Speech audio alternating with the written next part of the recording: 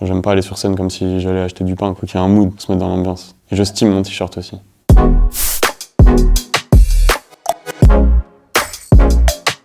Capuché dans le club, hey, cache les blessures de guerre. Putain d'époque, j'ai payé mes impôts et j'ai pris mes médocs. Putain d'époque, accroche-toi si t'es pas dans les codes. C'est la vie d'artiste, c'est la VDA, non. C'est la VDA. T'es dans le négatif, tu parles bolide allemand.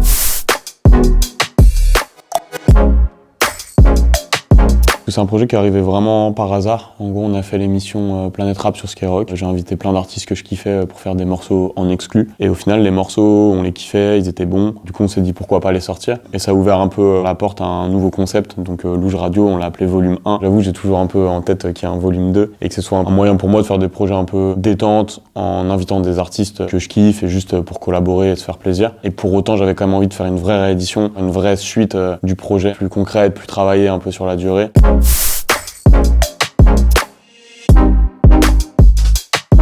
La réédition qu'on vient de sortir, c'est quand même la continuité dans la direction artistique de l'album. C'est des sons qui ont été faits pendant la tournée, donc c'est vraiment lié à l'état d'esprit de l'album. Au moment où je ferai vraiment un prochain projet, il faudra que je prenne une pause entre vraiment la fin de l'aventure Montagne Russe du coup et la suite.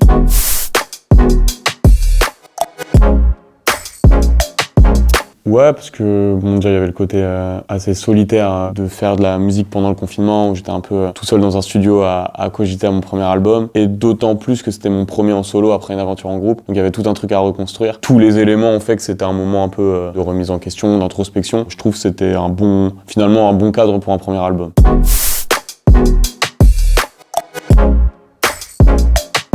Bah c'est ça, même la réédition elle correspond peut-être même plus à ce que j'ai envie de faire vraiment musicalement. Ça prend du temps de se chercher, de se trouver, de savoir ce qu'on veut faire. La réédition ça m'a permis de revenir aussi un peu plus sur le rap, aussi sur les collaborations, comme le projet Louge Radio. En fait du coup ce mélange un peu de rap, de pop et de collab, c'est un peu ce que j'ai envie de faire maintenant et je trouve que la réédition le synthétise bien. En fait ça m'a servi un peu de viseur, j'étais en recherche, c'est pour ça qu'il y a eu beaucoup de musique.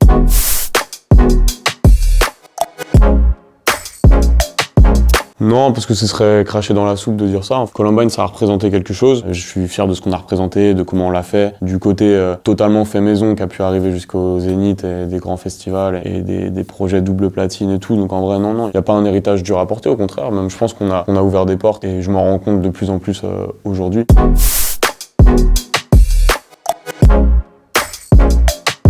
Pour l'instant, non. Des fois, je peux avoir des petits moments un peu de nostalgie, mais je suis pas tout seul. Je choisis plus mes collaborateurs. J'aime bien l'idée de créer la team, des gens vraiment avec qui j'ai envie de bosser.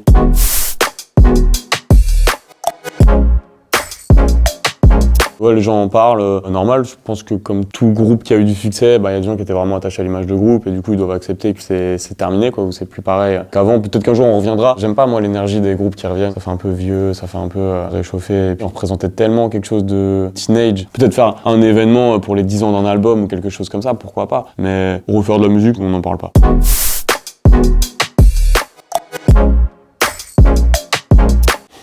Le singe, ça saute partout, ça se balade. J'ai pas trop, peut-être le serpent sinon aussi, parce que j'ai un serpent. Pas pour le côté malsain. Je le regarde la journée, il reste tranquille, fait sa vie. Ça me fait penser à moi dans un studio.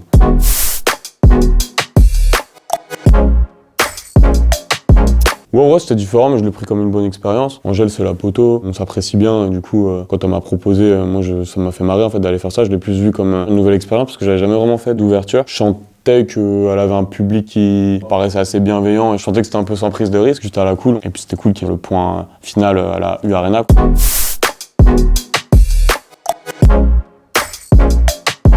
Ouais, c'est plus des trucs genre physiques, en mode je m'étire, je fais un peu de sport, puis après je fais un mélange gingembre, miel, thé, citron. Et ça, c'est obligé. Si j'ai pas ça, je peux pas monter sur scène. Genre c'est bon pour la voix. Ça brûle, mais en même temps ça donne de la force. Et aussi, j'ai ma prof de chant qui m'a fait des vocaux, où elle me donne des échauffements. Je vais jamais sur scène comme ça, j'ai besoin de créer un petit moment. Je pense que c'est un peu dans la tête, ça pourrait le faire aussi sans. J'ai besoin qu'il y ait une cassure entre le moment de vie normal et monter sur scène. Si c'est juste trop fluide, ça fait un peu bizarre, quoi. J'aime pas aller sur scène comme si j'allais acheter du pain. Faut qu'il y ait un mood, faut se mettre dans l'ambiance. Et je stime mon t-shirt aussi.